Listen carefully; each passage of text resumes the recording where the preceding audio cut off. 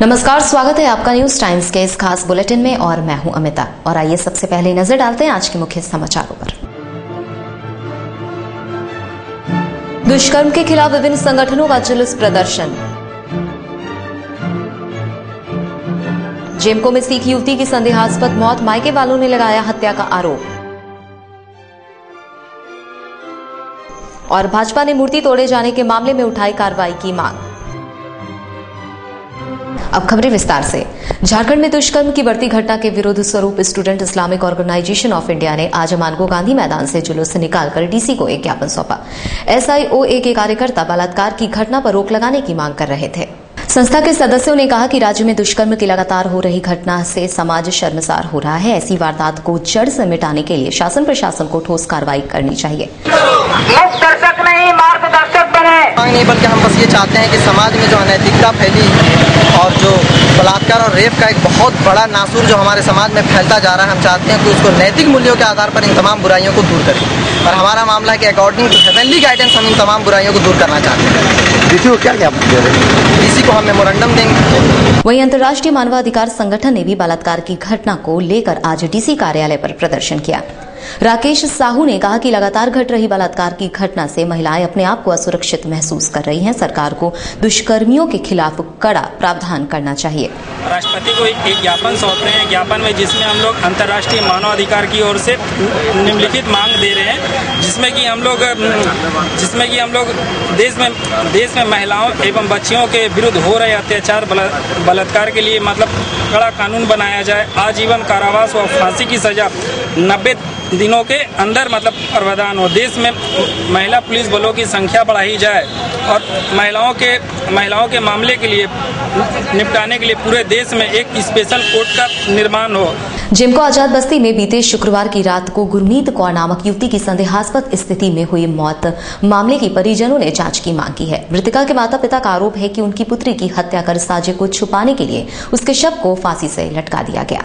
उन लोगों ने आज SSP से मुलाकात कर पुत्री को न्याय दिलाने की मांग की है। हालांकि पुत्री की असामयिक मौत से मां का रो रो कर बुरा हाल है। मालूम हो कि बड़बिल निवासी गुरुचरण सिंह ने अपनी पुत्री की शादी करीब 4 वर्ष पूर्व जेमको आजाद बस्ती निवासी जसवंत सिंह के पुत्र हरशिंदर सिंह के साथ की थी। मृतका के पिता का आरोप है कि शादी के कुछ माह बाद ही उनकी पुत्री को पैसे के लिए सताया जाने लगा था। शुक्रवार की रात उनकी पुत्री की हत्या कर शव को फांसी से लटका दिया गया।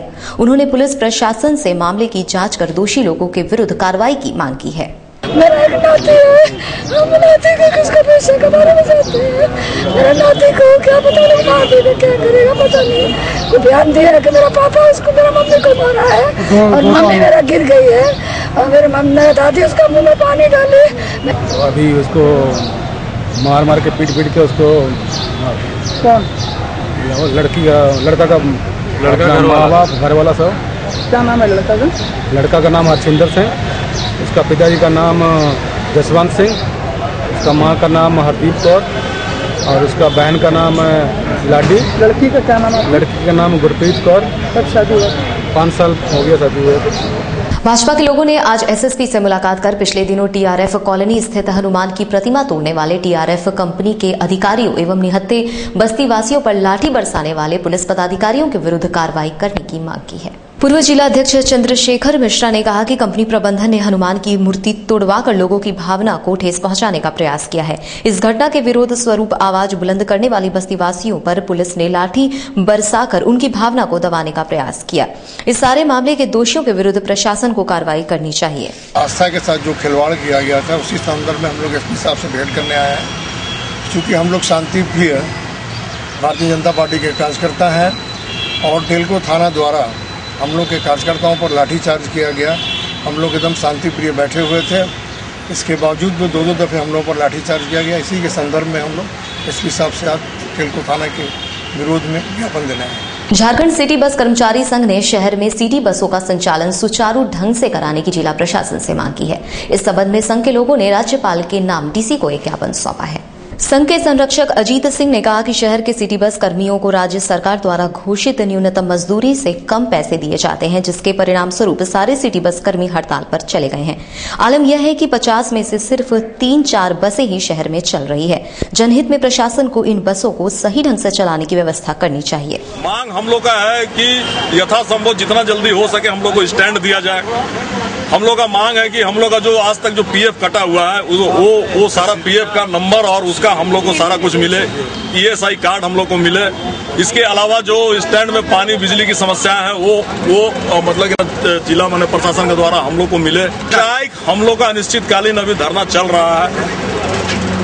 50 में से सिर्फ 4 बसें चल रही है। आखिर इसका जवाबदेही मतलब कौन लेगा? जिला लेगा कि मतलब आज कितना दिन हो गया स्ट्राइक का? आज स्ट्राइक का तीसरा दिन। मानगो स्थित मदर्स होम पब्लिक स्कूल का 16वां वार्षिक समारोह आज स्कूल परिसर में आयोजित हुआ, जिसमें स्कूल के दर्जनों मेधावी बच्चों को सम्मानित किया गया।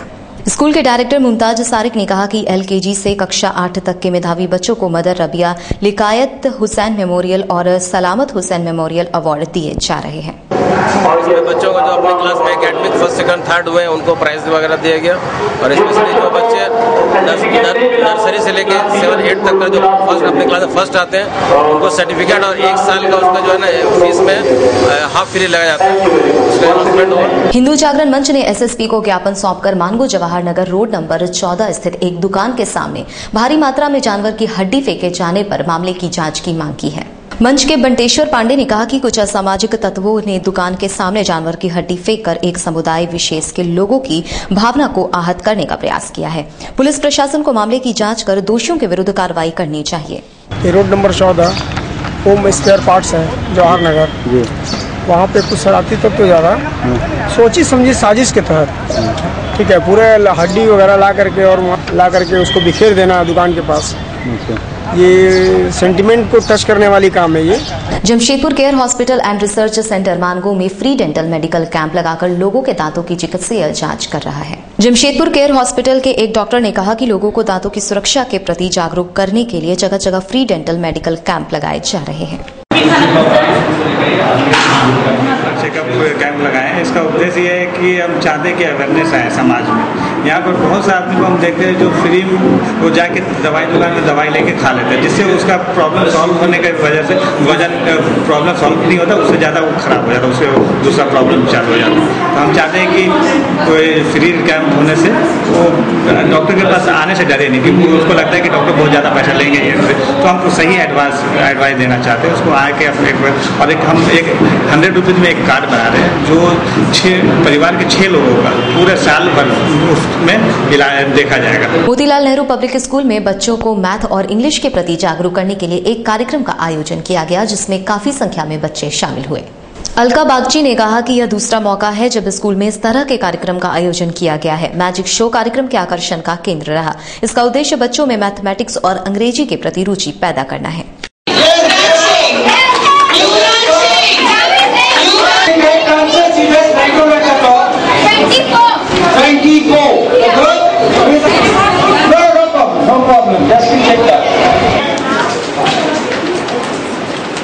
और ये बच्चों में एकता बढ़ाने के लिए हर बच्चा अपने स्कूल को ये श्रेष्ठ समझता है, पर वैसा नहीं समझ के हमने बच्चों को मिंगल अप कर दिया है ताकि वो एक जैसे अपना खेल खेले, एक्टिविटी करें और खूब एंजॉय करें।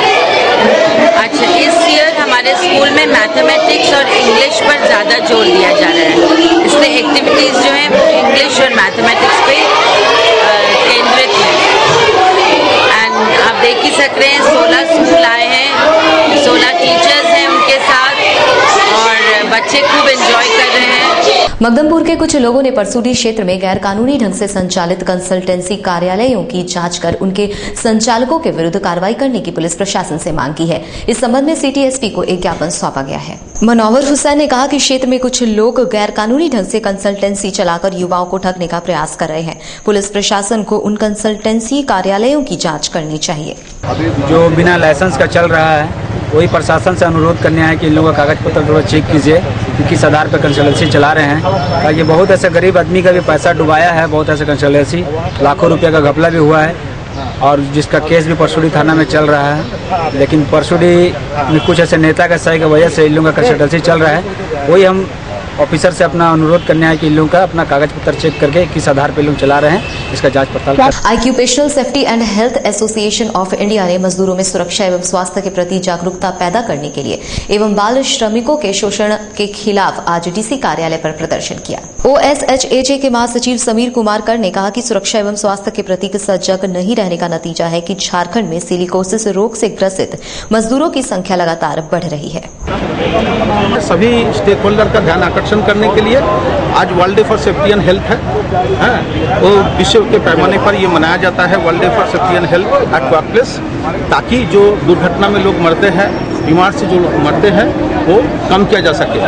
ILO का जो तथ्य है वो ये बताता है कि रोजाना 5,500 लोग बीमारी से और दुर्घटना से मरते हैं, जिसकी संख्या सालाना 24 लाख है। स्थिति क्या है? तो हमारे झारखंड की स्थिति मैं बता रहा हूँ, झारखंड में 25 से 30 लाख लोग हैं। मूसाबनी का एक उद्योग का 36 लोग मर गए हैं। इतना कम उम्र में मरे कि बच्चे चाइल्ड लेबर बन गए। लोगों को लगता है कि धूप में खड़ा हुआ है। जब चाइल्ड लेबर काम करता है वो एक दिन धूप में नहीं खड़ा होता, वो 365 दिन धूप में खड़ा रहता है। तो हमारा ये मांग है, तो कानूनी प्रावधान है, ESI act, workman compensation act, supreme court का ऑर्डर भी है उन्हें मुआवजा देने का, इसको जल्द दिलाए। अखिल भारतीय रेलवे मेंस कांग्रेस का 3 दिवसीय चुनाव आज शांतिपूर्ण संपन्न हो गया। इस चुनाव में 80% मतदान होने की उम्मीद है। अरविंद कुमार सिंह ने कहा कि रेलवे मेंस कांग्रेस का चुनाव 25 अप्रैल से चल रहा था, जो आज संपन्न हो गया। इस चुनाव में करीब 80% सदस्यों ने मताधिकार का प्रयोग किया है। आज तीसरा और आखिरी दिन चुनाव का है और अभी भी मोटा मोटी 80% चुनाव होने का, मैंने पोलिंग होने का ये है। 80+ शाम तक में 80+ हो जाएगा। मोटा मोटी 12 बजे तक 75% हो चुका था और शाम तक 85% का आसपास में पोलिंग होने का, तो होने का क्या होगा ही, क्योंकि सारे लोग लगे हुए हैं, सारे कार्यकर्ता मतलब जहाँ भी जो है उनको बोल के करके ला रहे हैं और पोलिंग करवा रहे हैं। जेएमएम ने कन्या उच्च विद्यालय की मांग को लेकर आंदोलनरत यूथ डिबेट सोसाइटी की मांग का समर्थन किया है। रमेश हांसदा ने कहा कि बच्चियों की शिक्षा के लिहाज से क्षेत्र में कन्या उच्च विद्यालय की स्थापना जरूरी है, सरकार को इस ओर ध्यान देना चाहिए। यूथ डिबेट सोसाइटी की ओर से या 3 दिन से लगातार धरना में बैठा है। हम लोगों का मांग है कि इस क्षेत्र में, गागड़ी क्षेत्र में कन्या उच्च विद्यालय यहाँ बनाया जाए और इसी मांग को लेकर के झारखंड मुक्ति मोर्चा की ओर से भी हम लोगों ने इसको समर्थन दिया है और उसी समर्थन के तहत हम लोग राज्य सरकार से मांग कर रहे हैं कि अविलंब यहाँ पर कन्या उच्च विद्यालय